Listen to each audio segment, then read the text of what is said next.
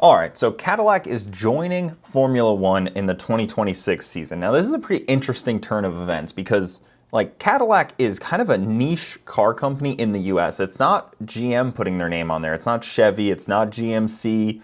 I mean, even Ford would make a lot of sense because they've been so heavy in motorsports, and they've even had a few, hypercars, I would say. Maybe the one, I guess.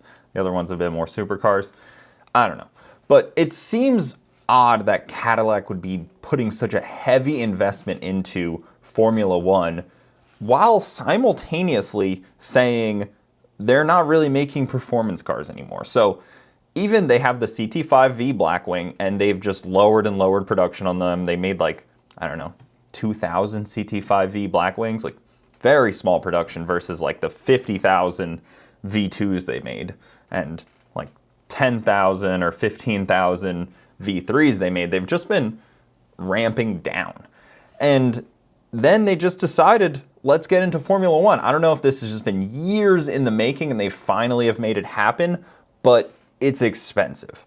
And personally, as a GM guy, mostly a Cadillac guy, you guys know I'm diehard Cadillac. I own 2 CTSVs. I've been a Cadillac fan forever just because they make nice stuff. I like Cadillac. GM guy, mostly a Cadillac guy.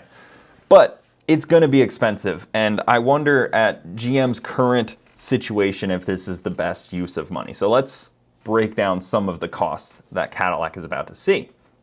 So they have to pay each team they call it an anti-dilution payment, because each team now gets less screen time and their sponsors and all this stuff. So hey, pay us because it offsets that we're going to get less screen time, and the points will now be distributed more. So instead of 10 teams, there's now 11.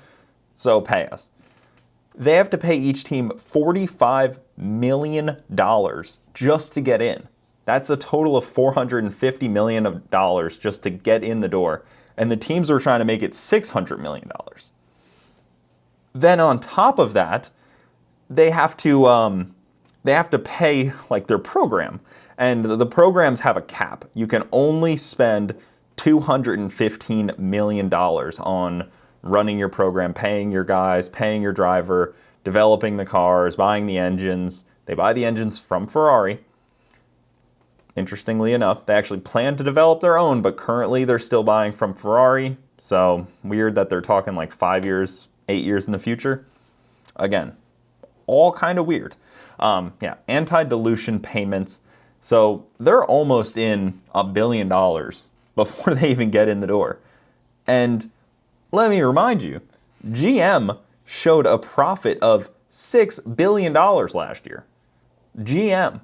And now they're just funneling, $800 million minimum before they even spend any money marketing that they're doing this. And for what? So, where is all of this coming from? They have partnered with a fairly new TWG Motorsports team that has been building vehicles, and they're heavily invested into, motorsports like NASCAR, Formula E, IMSA, and all kinds of other things. And they have quite a big pocketbook and a lot of very well connected. They're part of Andrade Global, Spire Motorsports, Wayne Taylor Racing, and plenty more. They have a different division, TWG Sports portfolio, that owns the LA Dodgers, the Chelsea Football Club, and a stake in the Lakers. So they're not new to this. They've done this conglomerate thing before, and now they're doing it again, and TWG Motorsports is spearheading the Cadillac Formula One investment and program with Ferrari engines. Quite a few teams have Ferrari engines now. The co-chair of the TWG group, Thomas Tull, is also the CEO of Group 1001 Insurance, with $66 billion in assets under management. So they're not in a deficit at all. If anything, they could basically, foot the bill for GM if they had to, his other company, and he's the CEO of it. he's got a decent bit of assets, I would say. Probably could just take out a loan on the assets. But this whole TWG, I imagine Cadillac F1 is going to be the pinnacle of all of it because it's F1. F1 brings the eyeballs, they bring the money. There is billions of dollars flowing through F1. If you didn't know, they race in Mexico, they race Canada, and then 3 in the US. That's kind of their North America circuit. I think they race in South America as well, but Texas, Vegas, and Miami. And then they race all over the world. They're in China this weekend, and then they're in all across Europe. They go to Australia. Anywhere you can think of, they ship those cars around. So there is money flowing around that place like crazy. I mean, they had to put a cap on the amount of money spent per team because some teams were spending $400 million per year to run the 2 cars. Just blowing money. But it'll be interesting to see how this works for an American car company because there's no other American car companies. There's Mercedes, there's Ferrari, there's a couple other guys that have some names on there, but nothing really too like how Mercedes and Cadillac are going to be going head to head. Maybe that's their goal. Maybe they are trying to take some market share from Mercedes because that seems like potentially the only other option. I don't know. It'll be interesting to see who they pick up as the driver. They might have already announced it. I haven't seen anything. They're probably looking for somebody that's going to win them a championship. That's what their CEO said. They're not just there to class fill. They're there to win something. And when they come in 2026, it'll level the playing field because every couple of years in Formula One, they do a new rules and they give the teams a few years to get the cars figured out and dialed in with the old rule set, and then new rule set comes out. So all the teams are basically starting kind of over on cars and figuring it out from there. So it'll be similar level playing field. This season in F1 is kind of a throwaway for that reason, from my understanding, because they're all just waiting for the new car. That's why you see like Lewis Hamilton went to Ferrari. They're not competitive right now, but he probably sees that they will be with the new stuff that they have coming out. The question I keep having is why? Why is Cadillac and GM doing this? Is there really a purpose to it? What is their motive here? Are they going to potentially bring out a new hypercar that is kind of like F1 inspired, like the Aston Martin Valkyrie? It's like, this is our F1 car. It's like, it doesn't really fit with the Cadillac namesake at all, but maybe that's their thought. Maybe that's like, I know they said they plan to develop an engine and not use the Ferrari ones forever. If you guys didn't know, they use a 1.6 liter V6 with 1,000 horsepower that revs to 15,000 RPM. So Cadillac developing an engine for F1 will not help any street car at all because that just doesn't fit the bill. Tiny displacement V6 with 1,000, it's not a street car engine. So it's not like they can spend the money to develop that and then bring it over here. And GM could really spend this money on plenty of other better things, in my opinion. I feel like as a GM consumer, we're seeing just a bunch of garbage, honestly. Like there's some avenues here where GM could make some better vehicles or make some of their current lineup better. I mean, we're in the midst of them discontinuing the Camaro. The Cadillac lineup is fleeting. There's obviously no, Pontiac stuff had performance stuff for a long time.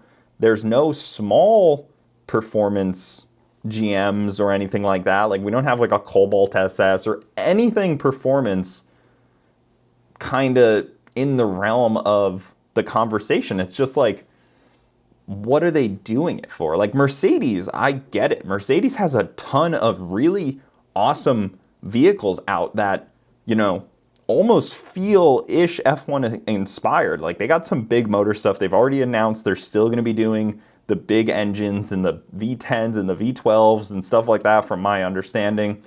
But Cadillac hasn't done the same. Maybe this will be the kick in the ass that it needs to do that, because there's going to be some consumers that want this, I imagine. I imagine when Cadillac goes out there and does some cool shit, which it's going to do, Formula One is some cool shit, people are going to knock on the Cadillac door and say, okay, what can I buy from you? And then they're going to be like, have you seen the Ioniq? And he'd be like, what? I wanted something cool.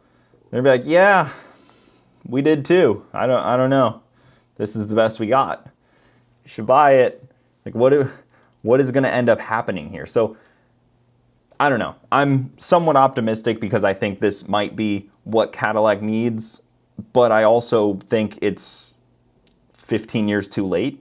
Like, maybe if this came out in 2010 or 2011-ish, when they were still deep into the V-Series stuff, it would have been lucrative, but now I feel like they've missed the mark. And maybe this has been 10 years in the making, but I don't think so. I think this is a Formula One in the last couple of years became interesting, so they're like, let's do it. But again, I don't get it.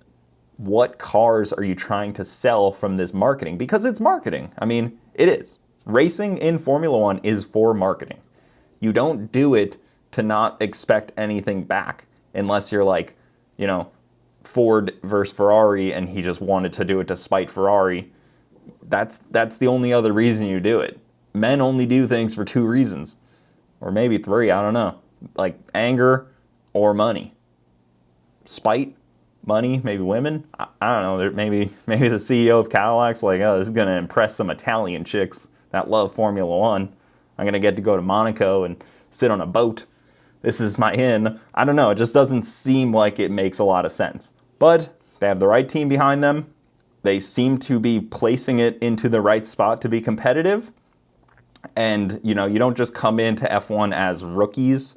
You know, you bring in the right people where your team looks like it's been there for a while. You hire the right people. They've already done that, and I don't think they're going to not hit the ground running, if you will. So we'll see how it works.